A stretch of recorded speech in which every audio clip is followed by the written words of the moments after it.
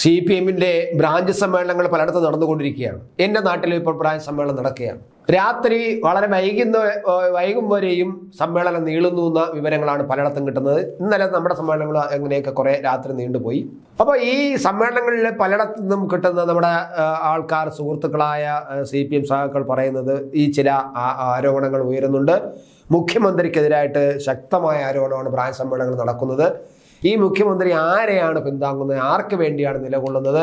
ഒരു കമ്മ്യൂണിസ്റ്റുകാരനായ ഒരു മുഖ്യമന്ത്രി കേരളത്തിലെ പോലീസിനെ ന്യായീകരിക്കാനും പോലീസ് മേധാവിയെ ന്യായീകരിക്കാനും അവരെ സംരക്ഷിക്കാനും നിങ്ങൾ സഖാക്കളുടെ മനോവീര്യത്തിനേക്കാൾ അധികം പോലീസിന്റെ മനോവീര്യത്തിനാണ് പ്രാധാന്യം കൊടുക്കുന്നതിനുള്ള ആരോപണങ്ങളൊക്കെയാണ് പലയിടത്തും ഉയർന്നത്. എന്തായാലും മുഖ്യമന്ത്രി പിണറായി വിജയന്റെയും പാർട്ടിയുടെയും നിലപാടിൽ അണികൾക്കിടയിൽ രോക്ഷം പുകയുന്നു എന്ന് തന്നെയാണ് ഇപ്പൊ മനസ്സിലാക്കുന്നത്. ബഹുഭൂരിപക്ഷം സഖാക്കളുടെ പക്ഷത്തിന്റെയും അഭിപ്രായം ഈ മുഖ്യമന്ത്രിയുടെ ചുമതല വഹിക്കുന്ന ആഭ്യന്തര വകുപ്പ് CPM-നെ തകർച്ചയിലേക്ക് നയിക്കുകയാണെന്നും തിരുത്തിയില്ലെങ്കിൽ തിരിച്ചടി ഉണ്ടാകുമെന്നും അംഗങ്ങൾ മുന്നറിയിപ്പ് നൽകുന്നുണ്ട് പല ബ്രാഞ്ച് സമ്മേളനങ്ങളിലും. ADGP അജിത് കുമാറിനെതിരായ PV അൻവർ MLA-യുടെയും പ്രതിപക്ഷത്തിന്റെയും ആരോപണത്തിൽ മുഖ്യമന്ത്രി കൈക്കൊണ്ട നിലപാടിന് പാർട്ടി പൂർണ്ണ പിന്തുണയാണ് നൽകുന്നത്. എന്നാൽ അജിത് കുമാറിനെതിരെ യാതൊരു നടപടിയും കൈക്കൊള്ളാത്ത ആഭ്യന്തര വകുപ്പ് അൻവറിനെ തിരുത്താനും ആരോപണങ്ങളിൽ നിന്നും പിന്മാറാനും ആവശ്യപ്പെട്ടത് അണികൾക്കിടയിൽ ചേരിതിരിവിന് ഇടയാക്കിയിരിക്കുകയാണ് ഇപ്പോൾ.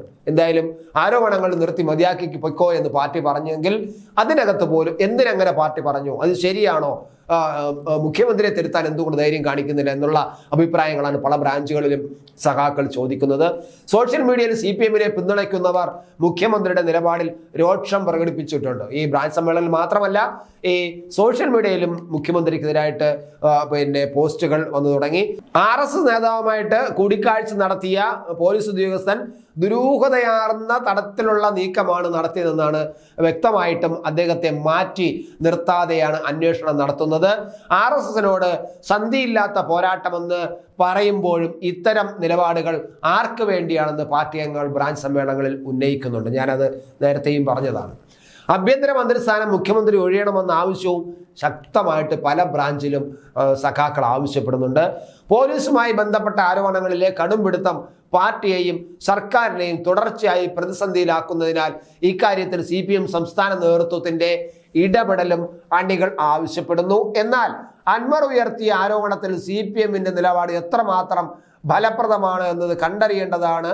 ചില വിഷയങ്ങളുമായി ബന്ധപ്പെട്ട് അൻവറിന്റെ ആരോപണങ്ങൾ അന്വേഷിക്കണമെന്നും അതുകൊണ്ട് തന്നെ പരസ്യ പ്രതികരണം ഒഴിവാക്കണമെന്നുമാണ് CPM-ന്റെ ഇപ്പോൾ നിർദ്ദേശിച്ചിരിക്കുന്നത്.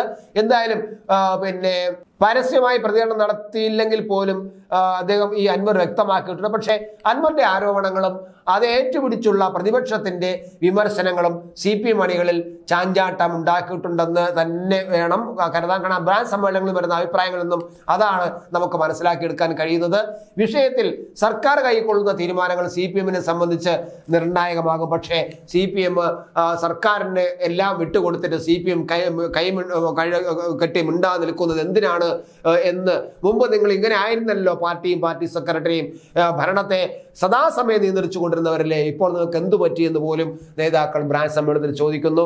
CPM-ന് ബ്രാഞ്ച് മെമ്പർമാരോട് വിശദീകരിച്ച് അവർ തളരുന്നു എന്നാണ് അറിയുന്നത്.